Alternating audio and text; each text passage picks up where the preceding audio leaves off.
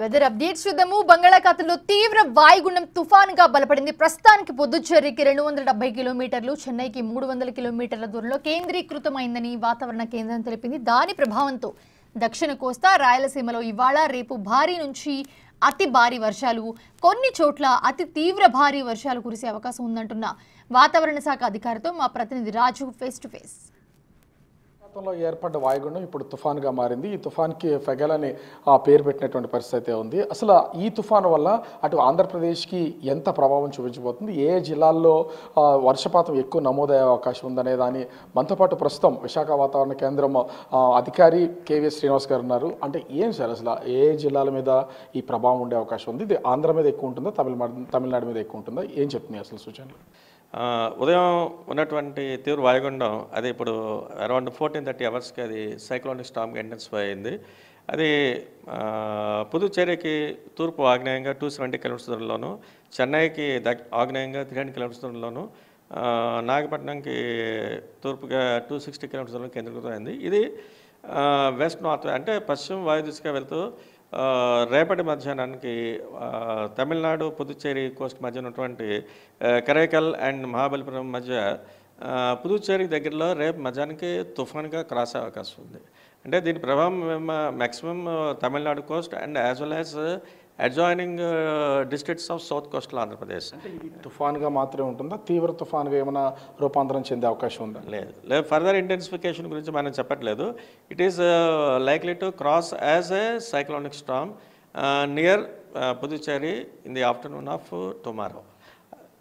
దీనికి సంబంధించి ముఖ్యంగా అంటే ఇది తమిళనాడులో ఆ తీరం దాటే అవకాశాలు ఉందని సూచన ప్రాంతంగా తెలిసిపోతుంది. దీని ప్రభావం ఆంధ్రప్రదేశ్ మీద ఎంత ఉండే అవకాశం ఉంది వర్షపాతం కానీ?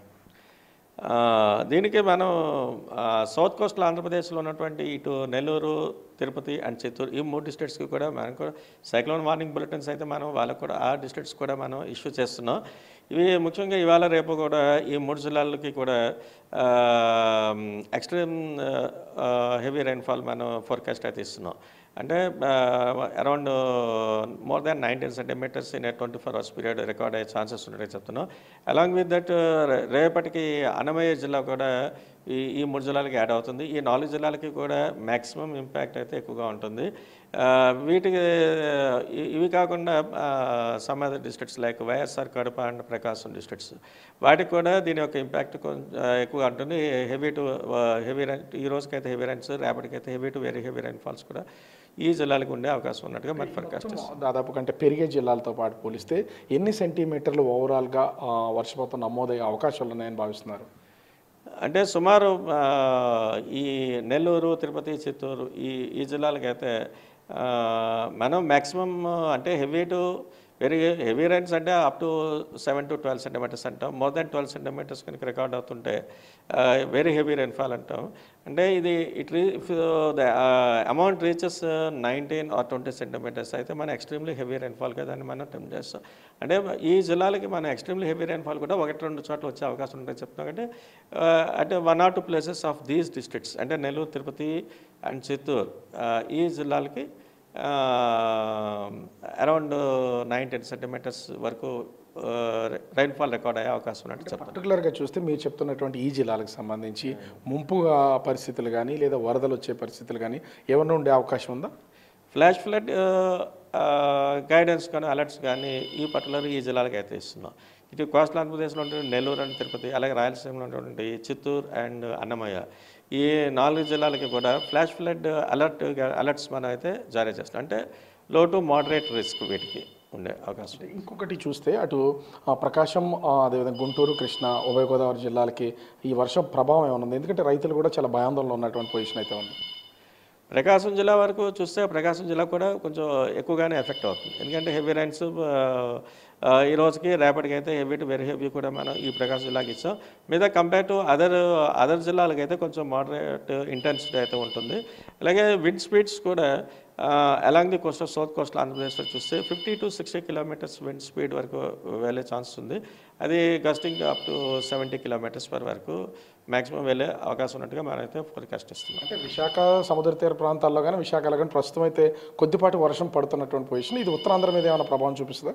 ఉత్తరాంధ్ర వరకు చూసుకుంటే ఒక మాస వర్షాల్లో రేపటి నుంచి ఇంకొంచెం పెరిగే ఛాన్స్ ఉంది మోస్తరు వర్షాలు విత్ అంటే రైనా ధనుష అంటే ఉరుములతో కూడిన జల్లులు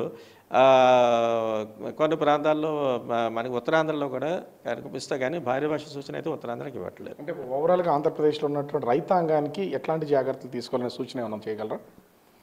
ఓవరాల్గా చూసుకుంటే అయితే ఇటు దక్షిణ కోస్తాను కానీ రాయలసీమ కానీ అయితే హెవీ రైన్స్ వాళ్ళకి నెక్స్ట్ కమింగ్ ఇవాళ రేపు ఎల్లుండి వరకు కూడా ఛాన్సెస్ ఉన్నాయి. అంచేత దానికి తగ్గట్టుగా మనం దానికి సంబంధించినటువంటి బులెటిన్స్ కూడా అగ్రికల్చర్ డిపార్ట్మెంట్ ద్వారా మనం బులెటిన్స్ ఇష్యూ చేస్తున్నాం. వాళ్ళ ద్వారా గైడెన్స్ తీసుకుని ఎటువంటి జాగ్రత్త తీసుకోవాలన్నది రాష్ట్ర రైతాంగం అంతా తీసుకోవాలి. అలాగే మత్స్యకారులకు అయితే మటుకు ఎవరిని కూడా మన తీరంబడి ఎవరిని కూడా వేటకు వెళ్ళొద్దని చెప్తున్నాం.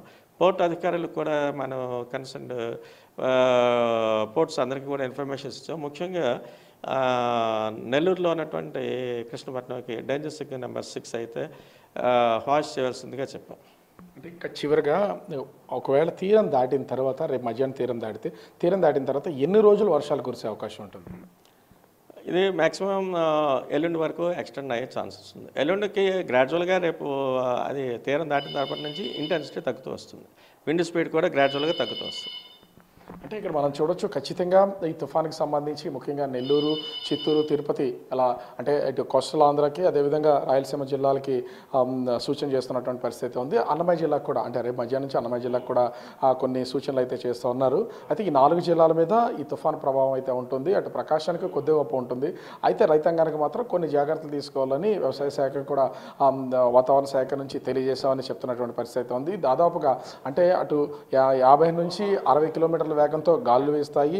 అది 70 కిలోమీటర్లు కూడా పెరిగే అవకాశం అయితే ఉంది. ఈ ఫెగల్ తుఫాను రేపు మధ్యాహ్నం అంటే దాదాపుగా 12-1 గంట మధ్య మహాబలిపురం అటు కరైకల్ మధ్యన తీరం దాటే అవకాశం కనిపిస్తుందని విశాఖ వాతావరణ కేంద్రం అధికారి కెవి శ్రీనివాసరావు చెప్తున్నటువంటి పరిస్థితి. కెమెరామెన్ రాముతో రాజు బిగ్ టీవీ, విశాఖపట్నం.